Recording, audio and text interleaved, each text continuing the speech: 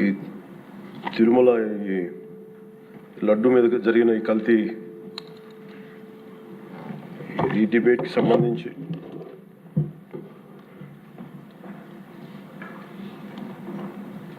$68 లక్షల కిలోల నెయ్యి అని చెప్పే ఒక కల్తీ నెయ్యిని వాడారు. దీని మీద ఫస్ట్ ఇది ఎలా బయటకు వచ్చింది? గవర్నమెంట్ ఫామ్ అయిన కొత్తలో గౌరవ ముఖ్యమంత్రి గారు ఎన్డీఏ మీటింగ్ మమ్మల్ని అందరినీ పిలిచి కండక్ట్ చేసినప్పుడు ఆ రోజు ఒక నేషనల్ డైరీ డెవలప్మెంట్ బోర్డు చేసిన రిపోర్ట్ని చదివారు. వీళ్ళు గత పాలనలో ఇది కూడా జరిగింది అనేది టీటీడీ బోర్డు వారి పాలక మండలి చేసిన ఇది కూడా జరిగింది అనేది తెలియజేశారు. అంతే, అక్కడితో అయిపోయింది. దాన్ని అంతకు మించి ముందుకు తీసుకెళ్ళాలి లేదంటే నేను అది విని నాకేమనిపించిందంటే ఇలాంటివి కూడా జరిగినాయా? ఎందుకంటే ఆల్రెడీ గతంలో తిరుపతికి తిరుమలకి పైకి అంత వెళ్ళినప్పుడు కొంత స్థానికంగా కొంత ఉన్న చెప్పింది, తిరుమలలో చెప్పింది ఇవన్నీ కోరిలేట్ చేసుకొని కొంత ఆ ప్రసాదం కూడా క్వాలిటీ లేదని ఎలా చేశారు ఏంటో అనుకున్నాం. కానీ ఒక గబుక్కుని ఒకళ్ళు బ్లేమ్ చేయడం అనేది చాలా ఆలోచించి మాట్లాడుతాం. ముఖ్యంగా పబ్లిక్ లైఫ్లో ఉన్నాం కానీ బాధ్యతగా ఉన్నాయి మా పొజిషన్. అలాంటిది అసలు ఈ నెయ్యిలో కల్తీ జరగలేదు ఇవన్నీ వాళ్ళు మాట్లాడుతుంటే దాని మీద చాలా కంప్లీట్ వివరణ ఇవ్వాల్సిన అవసరం ఉంది అనిపించింది అధ్యక్ష. ముఖ్యంగా గత ప్రభుత్వ పాలనలో ఉన్నప్పుడు ఎక్కడా కూడా దేవాలయాల మీద దాడులు జరిగినా ఇంకోటి జరిగినా ఎక్కడా కూడా మేము దోషుల్ని పట్టుకోండి అని చెప్తా వచ్చాం తప్ప ఎక్కడా కూడా మీరు చేయించారని కానీ మీరు ఉన్నారని కానీ ఎక్కడ ఎందుకంటే తక్కువ అలా కూర్చోబెట్టి ఎలా పడితే అలా మాట్లాడటానికి బాధ్యత ఉంటాం కాబట్టి అలా మాట్లాడలేము. అలాగే ఇది కూడా గౌరవ ముఖ్యమంత్రి గారు రోజు ఎన్డీఏ సభలో చెప్పినప్పుడు మాకు కూడా ఏమనిపించిందంటే దీన్ని ఎలాగా అడ్రస్ చేయాలో నాకైతే ఇంటికి వెళ్ళాక నాకు అర్థం కాదు. ఇలాగ యానిమల్ ఫ్యాక్ట్ కూడా కలిసినాయి, ఇది ఎన్డీడీబీలో వచ్చింది అని నేషనల్ డైరీ డెవలప్మెంట్ బోర్డు దాంట్లో. సో ఇవన్నీ కూర్చోబెట్టి మాట్లాడుతున్నప్పుడు నేను తర్వాత మార్నింగ్ నేను ట్వీట్ చేశాను అధ్యక్ష. దాని మీద ఎందుకు ట్వీట్ చేయాల్సి వచ్చిందంటే వరుసగా నన్ను ట్యాగ్ చేస్తే చాలా మెసేజ్లు వస్తూ ఉన్నాయంట. నా ఆఫీస్ నుంచి అన్ని పంపించేటప్పటికి నేను చూసాను ఏం జరిగిందంటే మీరు ఎవరు మాట్లాడరేంటి, ఇలాంటి రిపోర్ట్ ఉన్నప్పుడు కూడా మీరు ఎవరు మాట్లాడరు ఏంటంటే అప్పుడు నా ఉద్దేశం ఏముందంటే ఇది ఈ దేవాలయాలు జరిగే ఇలాంటివన్నీ ఇవన్నీ కూర్చోబెట్టి దీనికి ఒక రక్షణ ఒక సనాతన ధర్మ రక్షణ బోర్డు లాంటి ఉంటే బాగుంటుంది. ఎందుకంటే ఇలాంటి కూర్చోబెట్టి చాలా న్యూట్రల్గా చాలా ఆబ్జెక్టివ్గా చేయొచ్చు ఇవి అనే ఉద్దేశంతో నేను పెట్టాను అధ్యక్ష. నాకు గిల్ట్ ఎక్కడొచ్చిందంటే అరే ఇవన్నీ మనకి లాస్ట్ 2-3 ఇయర్స్ మా టెంపుల్ దగ్గర తిరుమలకి వెళ్ళినప్పుడు కూడా గౌరవ మంత్రివర్యులు మనోహర్ గారు మేము వెళ్ళినప్పుడు మా దృష్టికి చాలామంది తీసుకొచ్చారు అధ్యక్ష. మేమే 2-3 పర్యాలు మేమే మాట్లాడుకున్నాం. సో నాకు అవన్నీ గుర్తొచ్చి అరే మనకి తప్పు జరిగింది తెలిసి మనం దాన్ని సరిగ్గా తీసుకెళ్ళకపోయిన ఒక పశ్చాత్తాపంతో నేను ఒక దీక్ష చేశాను అధ్యక్ష. ఆ తర్వాత దాన్ని అందరూ అన్ని రకాలుగా తీసుకెళ్ళారు సార్, 3 పార్టీస్. అలాగే మాకు తర్వాత మొన్న గౌరవ ముఖ్యమంత్రి గారు మనకి కేశవ్ గారు మా క్యాబినెట్లో కూర్చున్నప్పుడు మా దృష్టికి తీసుకొచ్చింది అసలు ఈ నెయ్యిలో నెయ్యే లేదనేది చాలా స్పష్టంగా తెలియదు. మాకేమనిపించిందంటే ఏదైనా సరే innovation is very important in life. Innovation లేకపోతే ఈ పాటికి ఒక్కొక్కరు ఒకలా ఇన్నోవేట్ చేస్తారు. బట్ ఈ పర్టికులర్ ఈ గత ప్రభుత్వంలో ఉన్న వ్యక్తులు వీళ్ళు అరాచకంలో ఇన్నోవేషన్ చేశారు. వీళ్ళు కల్తీలు కూడా అంటే మామూలుగా ఒక నెయ్యి కావాలంటే పాలలో నుంచే కాకుండా రసాయనాల నుంచి కూడా తీయచ్చు, మిగతా వాటి నుంచి కూడా తీయచ్చు అని చేసి చూపించారు. దానికి సంబంధించిన కంప్లీట్ ఈ సిబిఐకి మన ఆ రిపోర్ట్ ఇచ్చినప్పుడు ఎక్కడా కూడా నెయ్యి లేకుండా వీళ్ళు నెయ్యి తయారు చేశారని చాలా స్పష్టంగా తెలియజేశారు.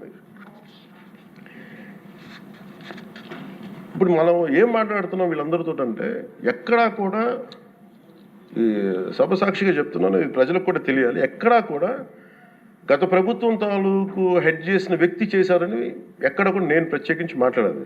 నేనేం చెప్తాను, టీటీడీ పాలక మండలి బాధ్యత ఇది. మీరు కూర్చోబెట్టి మీరు బాధ్యత తీసుకొని వాళ్ళ పార్టీ ఆ ప్రభుత్వం స్థాపించినప్పుడు వాళ్ళ నియమించిన పాలకా మండలి వాళ్ళు చేసిన తప్పులకి సింపుల్ ఏం చేయాలి అధ్యక్ష? ఒక ఇంటర్వ్యూలో కూడా నన్ను అడిగితే నేనేం చెప్పానంటే you mean to say you want to blame the person who headed the last government అంటే my intention is not that. My intention is always to say that who did this, who are the perpetrators. A perpetrators is more or less they are the TTD board. Let them be accountable for that. ఎక్కడా కూడా నేను ఈ వ్యక్తి గురించి మేము మాట్లాడట్లేదు, ఎందుకంటే డైరెక్ట్గా ఇన్వాల్వ్మెంట్ ఉందని మనం చెప్పట్లేదు అది, ఎందుకంటే వాళ్ళు నియమించిన బోర్డు ఇది. కానీ వాళ్ళు ఏం చేస్తున్నారు అక్కడ కూర్చోబెట్టి ఎక్కడా కూడా సింపుల్గా ఏం చేయాలి దీక్ష? నిజంగా నేనేం చెప్పాను ఆ ఇంటర్వ్యూలో కూడా, ఆయనే తప్పు, నాకు సంబంధం లేదు, మేము పలానా టీటీడీ బోర్డు చేసింది ఇది, ఆ టీటీడీ బోర్డు మీద మీరు నిష్పక్షపాతంగా ఒక కమిటీ వేయండి, ఆ దోషులు శిక్ష పడేలా చేయండి, వాట్ ఎవర్ దాని అవుట్కమ్ ఏముంటుందో దాన్ని బయట పెట్టండి, ఇంత సింపుల్గా తేల్చేయచ్చు. వాళ్ళు వెనకెందుకు వేసుకొస్తున్నారు నాకు ఈ రోజుకి నాకు అర్థం కాదు. ఈ రోజుకి వెనకేసుకు రావాల్సిన అవసరం లేదు. వెరీ క్లియర్ కట్ రిపోర్ట్ ఇచ్చింది. ఇందులో కంప్లీట్గా అసలు నెయ్యి లేకుండా వీళ్ళు నెయ్యి తయారు చేశారు కనుక రసాయనాలతోటి పామ్ ఆయిల్ తోటి వీటన్నిటితో బేస్ చేసుకొని నెయ్యి లేకుండా నెయ్యి తయారు చేశారు. It's very clear cut, it's evident.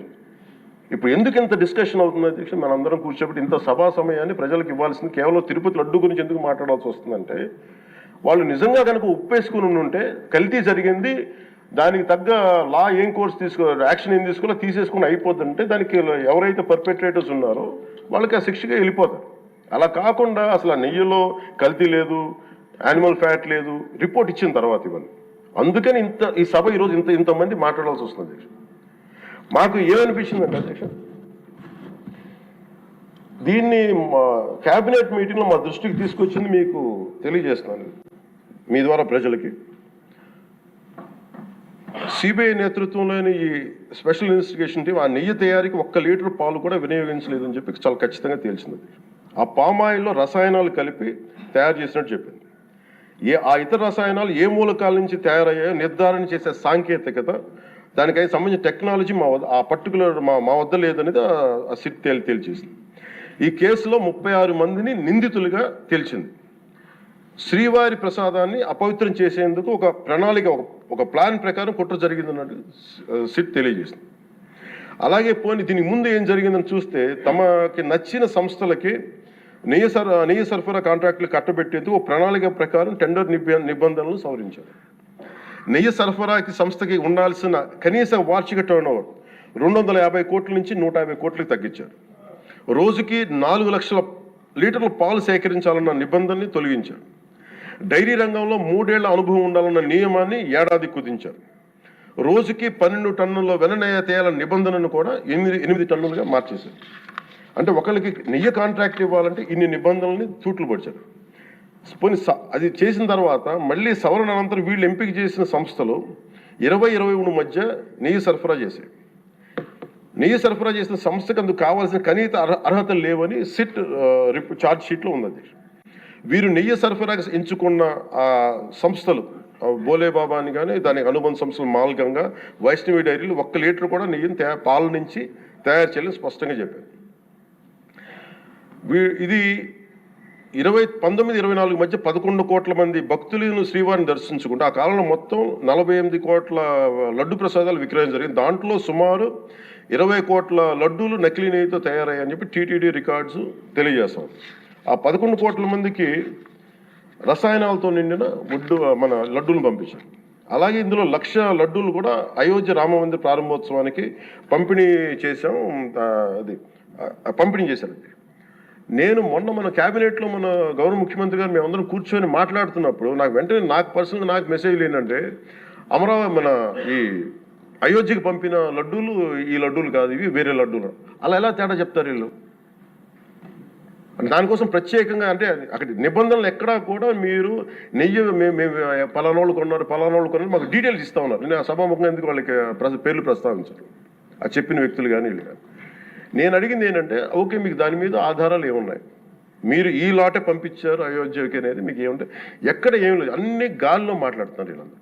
ఇప్పుడు మేము అడుగుతుంది ఏంటంటే, దీనికి సంబంధించి కంప్లీట్ పాలకా మండలి బోర్డు టీటీడీ పాలక మండలి board they have to take responsibility. వాళ్ళని ఒక గత ప్రభుత్వాన్ని నడిపిన ఆ ముఖ్యుడైన ఆ వ్యక్తి వాళ్ళని వెనకేసుకొస్తున్నారంటే అందులో కూడా మీకు కూడా బాధ్యత తీసుకోవాల్సి వస్తుంది. అందుకని సభాముఖంగా మేము అందరికీ ఏం చెప్తున్నామంటే let the law take its own course. ఎవరైతే దోషులు ఉన్నారో వాళ్ళకి శిక్ష పడాల్సిందే. మా ఉద్దేశం ఒకటే అధ్యక్ష, ప్రాబ్లం ఎక్కడ ఉంది అంటే ఇందులో మనందరం కూడా ఇందాక మన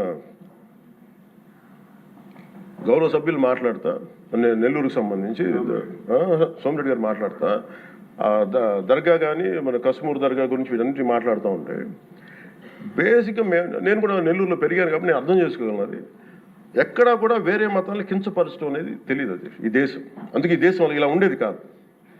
అలాంటి దేశం సాంప్రదాయాలని వీళ్ళు కూర్చోబెట్టి కల్తీ జరిగిందంటే వెరీ సింపుల్గా ఏం చేయాలి, అడల్ట్రేషన్ జరిగింది, మేము కూర్చోబెట్టి దీన్ని కరెక్ట్ చేసుకుని మీరు కరెక్ట్ చేయండి, మేము మీకు మద్దతు ఇస్తాం, ఇంతే చెప్పాలి అధ్యక్ష. అంతేగాని దాన్ని వెనకేసుకు వస్తున్నారు అంటే ఒకటి క్లియర్ కట్ రిపోర్ట్ ఉంది, అందులో నెయ్యి లేదనేది, అందులో రసాయనాలు ఉన్నాయని క్లియర్ కట్ చెప్పింది. ఈ రసాయనాల్లో ఏమున్నాయి అనేది అది పెరుమాళకి ఎరుగదు, ఆయనే కూర్చొని చేయాలండి. ఒక రిపోర్ట్ ఏమో మాకు ఎన్డీడీబీ రిపోర్ట్ ఏమో దాంట్లో ఖచ్చితంగా ఈ జంతు సంబంధించిన అవశేషాలు ఉన్నాయి అనేది చాలా స్పష్టంగా చెప్పారు. అది ప్రాపర్ ఆథరైజ్డ్ బోర్డు. ఇప్పుడు వీళ్ళేమో కూర్చొని అది కూడా మాట్లాడలేదు. Very clear cut as on today special మన సిబిఐ ఇచ్చిన మన ఛార్జ్ షీట్ ప్రకారం ఆ నెయ్యి కాదు, ఇది పామాయిల్తో పాటు రసాయనాలు కలిపింది. దీన్ని కూర్చోబెట్టి వాళ్ళు ఇంత మాట్లాడుతున్నారంటే ఇది ఖచ్చితంగా ప్రజల మధ్యకి వెళ్ళాలి. దీని నుంచి లబ్ధి పొందేది ఏం లేదు ఇక్కడ. కానీ ఇది ఏంటంటే ఇది ధర్మానికి సంబంధించిన విషయం. అది ఇదే ఇష్యూ కనుక, ఇదే సమస్య కనుక ఏ ఒక్క మతానికి జరుగుంటే హిందూ ధర్మానికి కాకుండా వెంకటేశ్వర స్వామి వారికి కాకుండా ఇంకెవరికి జరిగినా కానీ ఈ దేశం గగ్గులు అయిపోయింది, ప్రపంచం అంతా గగ్గులు పెట్టేసేవాడు. సమస్య ఏముందంటే ఇది మన ప్రతి ఒక్క హిందూ కూడా ఆలోచించాల్సింది. ఎందుకంటే ప్రతి హిందూకి బై నేచర్ మా ఇంట్లో కానీ ఎవరు ఇందాక మన సోమిరెడ్డి గారు చెప్పినట్టుగా మీరు దర్గాకి ఏదంతా చూస్తే మేము దర్గాలు చిన్నప్పుడు మేము స్కూల్లో ఉన్నప్పుడు రొట్టెలు పండుగ ఉండే దర్గా మెట్టు వెళ్ళి మేము కూర్చోబెట్టి అక్కడ ఇర్రెస్పెక్ట్ హిందూస్ ఇది ముస్లిం ఫెయిత్ అనుకోకుండా వెళ్ళి కూర్చోబెట్టి అందరూ గౌరవించి దాన్ని ఈ రోజుకి వెళ్తారు హిందువులందరూ. సో ఈ దేశ మూల సంస్కృతి మన ఇస్లాంని గౌరవించేది, క్రిస్టియానిటీని గౌరవించేది, సకల మతాల్ని గౌరవించేది.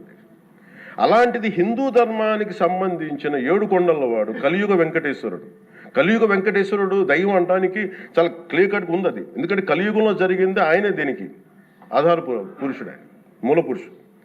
అలాంటి ఆయనకి పెట్టే ప్రసాదానికి ఇంత అపవిత్రం చేసిన తర్వాత వీళ్ళు ఏమి కూర్చొని మా తప్పు లేకుండా లేదన్నట్టుగా మాట్లాడుతుంటే వీళ్ళకి నాకు ఏం మాట్లాడాలో తెలియదు. దీనికి ఒక్కటి కూడా ప్రజలకు తెలియజేయాల్సింది ఏంటంటే అధ్యక్ష, ఇదే వేరే ఇస్లాంకి జరిగిన, క్రిస్టియానిటీకి జరిగిన, జీసస్ క్రైస్ట్కి జరిగిన, మహమ్మద్ ప్రవక్తకి జరిగిన, అల్లాకి జరిగిన ఇలా ఉండేది కదా అధ్యక్ష. వాళ్ళు ఆ రోజు మన కౌన్సిల్లో కూడా అలా పటాలు తీసుకొచ్చేవాళ్ళు వేరే ఏ దేవత అయితే. బికాజ్ ఇది హిందువులు కాబట్టి వీళ్ళ కులాలతో ముక్కలుగా అయిపోయి ఉంటారు కాబట్టి హిందువులు తమ మతాలను ఎడాపెడా వీళ్ళు జోకులు వేసుకోగలరు కాబట్టి దీనికి సీరియస్నెస్ లేదు అధ్యక్ష. Before blaming anybody else every Hindu has to take a responsibility for this, every Hindu. ఎందుకంటే మన ఇస్లాంని మనం ఎందుకంత కూర్చోబెట్టేంత వాళ్ళు గౌరవించే విధానం చూస్తే నిజంగా మరే మనం హిందూ ధర్మాన్ని పాటిస్తాం, మనం గౌరవించుకోలేమో అనిపిస్తుంది మనకి. అది మిగతా మతాలను చూసి నేర్చుకోవాలి అధ్యక్ష. వీళ్ళకి ఏముంది, వీళ్ళు ఇంత మాట్లాడుతున్నారు తిరుపతి లడ్డు మీద. నిజంగా వీళ్ళు కనుక మాట్లాడితే అదే వేరే మతం గురించి ఎందుకు మాట్లాడరంటే ఓట్లు పోతాయి అధ్యక్ష. హిందువుల ఓట్లు చాలా ఈజీగా ముక్కలు కులాలను చేసి పెట్టేసి పోతాయి. ఆ వెంకటేశ్వరం కాబట్టి శివుడు ఉంటాడు, శివుడు కాబట్టి అమ్మవారు ఉంటాడు, ఈజీ. వాళ్ళకి ఈ నైజం జనాల్లో మారినంత కాలం ఇలాంటివి జరుగుతూనే ఉంటుంది అధ్యక్ష. వీళ్ళు ఇలాగే మాట్లాడుతూనే ఉంటారు. ఇది లోపల నుంచి మనందరం కదలాలి, ఇర్రెస్పెక్ట్ ఆఫ్ పార్టీస్. నేను వైసీపీలో ఇప్పుడు రాని వైసీపీ నాయకులు కూడా అడుగుతున్నాను, వాళ్ళ పద్ధతిదారులు కూడా చెప్తున్నాను ఈ సభాముఖం. మీరు ఎవరన్నా సరే రేపొద్దున్న నుంచి మీరు వెళ్ళి తిరుమలలో వెంకటేశ్వర స్వామిని దర్శించుకున్నప్పుడు ఆ నిలువెత్తు స్వామివారిని చూసినప్పుడు మీకు గిల్ట్ కలగకపోతే మీరు చూడండి. ఎందుకంటే ఆయన కళ్ళలోకి చూసినప్పుడు మీరు ఇన్ని తప్పులు చేసేవాళ్ళు మేము వెనకేసుకొస్తున్నామని ఎవరన్నా మాట్లాడితే ఆ పాపం వాళ్ళకే కాదు వాళ్ళకు కూడా చుట్టుకుంటుంది. ఇది ఖచ్చితంగా దీన్ని ఎక్కడో చోట దీనికి ఒక లాజికల్ కన్క్లూజన్ అయితే పట్టుకెళ్ళదు. దోషులకి శిక్ష పడాల్సింది. ఎందుకంటే ఇది ఇక్కడతో ఆగకపోతే ఇది ఒక ఒక పరంపర అయిపోతుంది. అందుకని మేము ఖచ్చితంగా I'm committed to get this who are are the perpetrator, they should be punished. They should be punished. అలాగే ఒక ముగింపు 2 వాక్యాలు చెప్పి నేను మాకు చెప్పి ముగిస్తాను. మొన్న మధ్య నేను ఆముక్తమాల్య చదువుతున్నప్పుడు 218వ పద్యం దాంట్లో ఆయన చెప్పింది ప్రత్యేకించి దేవాలయాల మీద డబ్బుల్ని ఎలా అంటే రాజుకి కర్తవ్యాన్ని ఉపదేశించే పద్యం. ఆయితికానికి ఇవ్వకు మమరాలయ ముఖ్యము, అతడు అర్థతృష్ణాయుతుడై నిజోర్వియగు నష్టికి ఆ ధనమును తరల్చి రాజు ఆయతనమునకు చేర్చు మరి అట్టిది ఆపత్యము కాన ఒంటిగాడే అధికారి కావలయ ఇంచుకు తిన్నను వాడే రూపురం. మనకు తెలిసిన మహా గొప్ప పరిపాలకులు కృష్ణదేవరాయలు రాసిన అముక్తమాల్యదలోనిది ఈ పద్యం. దేవుడి సేవలో ఎలాంటి వారిని నియమించాలో రాజుకు కర్తవ్యాన్ని ఉపదేశించే పద్యం. రాజు కోసం వసూలు చేసేవాడికి దేవాలయంపై అధికారం ఇవ్వద్దు. అలాంటి వాడు డబ్బు మీద ఆశతో రాజ్యానికి వసూళ్లలో నష్టం వచ్చినప్పుడల్లా దేవుడది ధనాన్ని తరలించి రాజు ఖజానాకి చేర్చేస్తూ ఉంటాడు.